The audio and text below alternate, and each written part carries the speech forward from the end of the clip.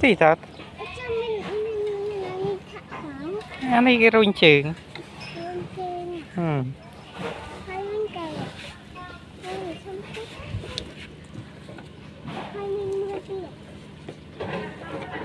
này chị tỉa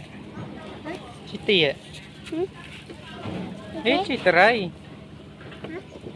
á này nè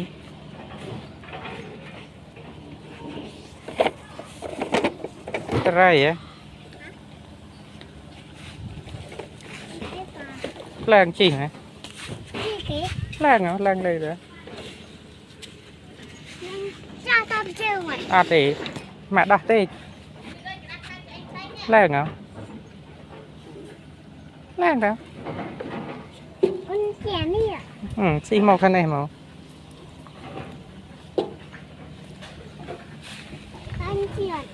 chị mỏ sao đâu anh này mỏ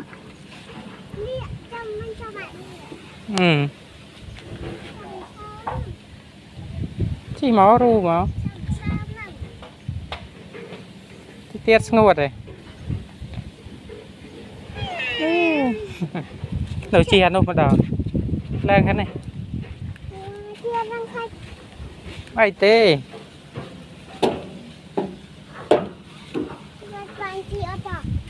này ba đây một cái này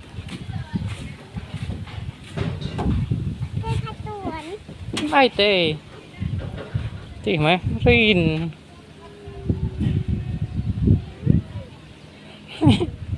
ta cầm bát no ra thằng cùi san